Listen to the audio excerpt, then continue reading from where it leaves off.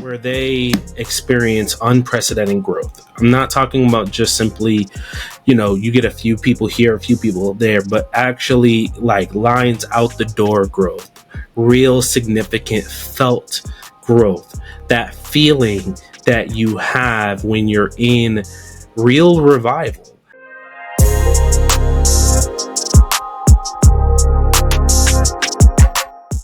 Hey, church planner, are you ready to take your church to the next level and break through those growth barriers? If so, you're in the right place. I'm Larry Williams, and on this channel, we provide practical, proven strategies to help you reach more people, grow your congregation, and make a lasting impact in your community. Whether you're just starting out or looking to expand your reach, we cover everything from digital marketing tips, community engagement, strategies, to powerful tools like demographic reports and discipleship maps to help you lead with confidence. So if you're serious about planting a church that thrives, hit that subscribe button and turn on your notification so you never miss an episode. Together, we'll unlock the secrets to effective church growth. And with the right tools, there's no limit to what God can do through your ministry. Thank you for watching, and I can't wait to see you on the inside as we break new ground one step at a time. Hello, and welcome back to the Next Level Church Marketing Podcast, where we help church planters and leaders break through growth barriers with next level digital strategies. I'm your host, Larry Williams, and today we are continuing our series called The Ideal Disciple Discovery Process. In this episode, we will be diving into the 4 key factors that contribute towards discovering your ideal disciple. When it comes to identifying the perfect disciple for your ministry, it's crucial to consider several important factors.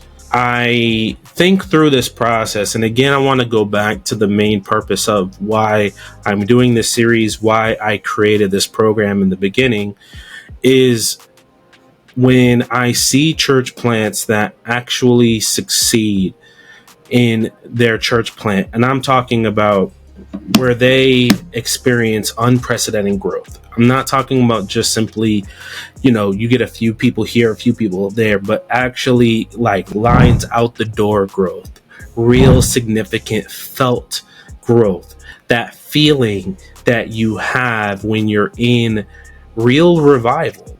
I have been a part of several ministries that have experienced this, and I have seen firsthand ministries that experience this. And I believe that the key factor that determines whether or not a church will discover this or experience this real reality is having a deep and felt understanding of who their ideal disciple is. I absolutely, with all of my heart, believe that that is true.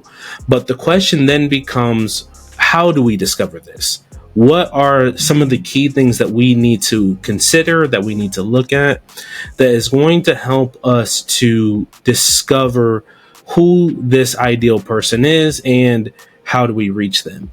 In our previous episode, we talked about the key data points that we need to look at when we are looking to discover that process. That basically gives us a landscape of our entire community and basically what we're working with. Now it's time to go a few steps deeper, and we really want to figure out, okay, now that I have this data, what are some of the key factors that will help me to determine my ideal disciple? And I'm going to look at 4 of these factors here today. The first factor is the spiritual DNA of the pastor. That's going to be a very important aspect that we're going to look at, because the pastor is really the trendsetter, especially when you're planting from the very beginning. The pastor is going to be the one that really drives this home. I've seen church planters, I've seen pastors who really try to delegate a lot of things to other people in the ministry or other people on the team. And that just simply does not work, especially when you're doing it from the beginning. Unfortunately, or fortunately, when you're the pioneer, a lot of the culture and the DNA of that ministry is going to be on you. So as the leader of the ministry, your personal beliefs, your experiences, and your strengths play a significant role in shaping the type of disciple who will thrive under your guidance. Your spiritual DNA is like the blueprint that influences the direction of your ministry and the type of individuals that will be drawn to it. It's really about finding, okay, what are the key strengths of your ministry? What are the things that you thrive in that we can build a game plan around? If you have more of a prophetic gift, that might be the ministry that you might want to lean on. If you have more of an evangelistic gift, that might be what we want to lean on. If you have more of a teaching gift, that may be what we want to lean on. Whatever your gift is, it's not right or wrong, but unfortunately, I see a lot of pastors who feel like it's their job to try to be a jack of all trades, and that's not what causes growth. What causes growth is when you lean into the gifting that God has, and you allow that to be the driver that brings the growth to pass. So that's going to be the first thing that we're going to look at. The next thing is the spiritual DNA of the ministry itself. Every ministry has its unique culture, values, and goals. It's essential to ensure that your ministry identity aligns with the potential disciples' values and spiritual journey. This alignment is key to fostering a strong and lasting relationship between your ministry and your disciples. When there's a match between the disciples' spiritual DNA and the ministry, it creates ground for a mutual benefit. So what do I mean by that for a church planter? Well, because we're just beginning, it's going to depend upon what type of denomination that you're coming out of, or maybe a network that you're a part of. We're going to lean a lot on those things to really help us to discover this part. But it is absolutely essential if we are going to experience the growth, look at the growth that we're trying to see. We want to make sure that there is an alignment between the ministry's DNA and who we're trying to reach. I think it's important to be very, very clear about who you are and who you aren't, right? We don't want to do a bait and switch with the people that we're trying to reach. We want to be very intentional about letting them know what type of ministry they're entering into. It's a bit counterintuitive, I found, with some ministries, because a lot of times they don't want to necessarily put who they are out there right away. They feel like that would be intrusive, but actually the opposite is true. We want to be more forward about who we are, so that way the disciple can make a decision on whether or not that this is something that will align with them. And here's the thing about when we do this and we do this right, there's going to be several people who will not want to be a part of your ministry long term, and that is okay. That is okay. We're not looking to get as many people as possible into the ministry, or we're not looking at just trying to pack a whole bunch of people into a building. We're looking to make disciples. And if we're going to make disciples, we have to be clear about who we are and who we aren't. And if we are, that's going to allow us to make more of a lasting impact. We're not looking for a cookie cutter. We're looking for a lasting impact. And this is going to be a very important piece that we look at.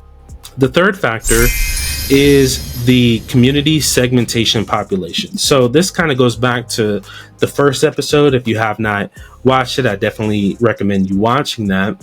But the community segmentation percentage, that's basically where in the specific demographic report that we use with our clients, there is a section that basically looks at the top 3 types of people in that community and what percentage of those people actually live within the community.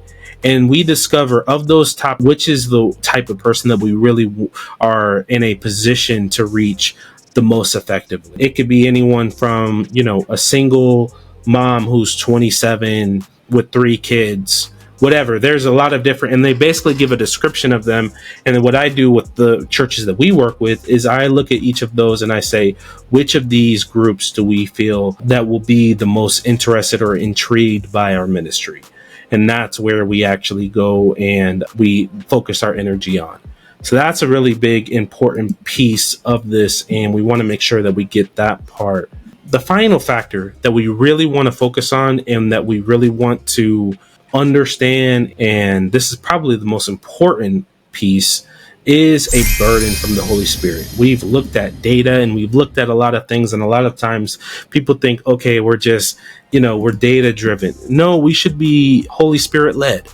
And it's not only about data, but I do believe that God can use data to give us insight on what he's doing. However, ultimately, all of this fails if we're not really being led by the Spirit. So it takes some time of prayer, of contemplation, of really seeking God and seeing what it is that he wants us to do. And when we do that, and when we really rely on the guidance of the Holy Spirit, he can a lot of times lead us to people that we never would have considered want to ultimately reach. But I believe, though, that when we seek God and we bring all of this information into our prayer rooms and we really begin to contemplate and we ask God to lead us, he's going to give us divine intervention. He's going to give us divine wisdom, and he's going to allow us to know when we should make different moves at different times. So I know I'm preaching to the choir, but I think it's important for us to understand that none of these things work if we do not have the Spirit guiding us and leading us. So let me recap the 4 factors that will contribute to discovering the ideal disciple: the spiritual DNA of the pastor, the spiritual DNA of the ministry, the community segmentation percentage, and a burden from the Holy Spirit. By carefully considering these factors, you can identify and nurture disciples who will not only grow within your ministry, but also help your church to thrive. Thank you for joining me on this episode of Next Level Church Marketing Podcast, and I hope these insights will help you in your ministry in discovering your ideal disciple. Stay tuned for the next episode of the Ideal Disciple Discovery series, where we will explore strategies for growing your church and making lasting impact. Until next time, keep breaking those growth barriers. Church planters, are you looking for a way to truly connect with your community and grow your church with the right people? I'm Larry Williams, and I want to introduce you to something that could completely change the way you think about church growth: the Ideal Disciple Discovery process. This process is designed to help you identify and attract people who are meant to be a part of your ministry. We take into account your spiritual DNA as a leader, the unique mission of your church, and the specific needs of your community. If you're ready to find the ideal disciple for your church plant, let's talk. I'm offering free discovery calls where we'll assess your church's unique needs and see if the Ideal Disciples discovery process is a right fit for your marketing strategy.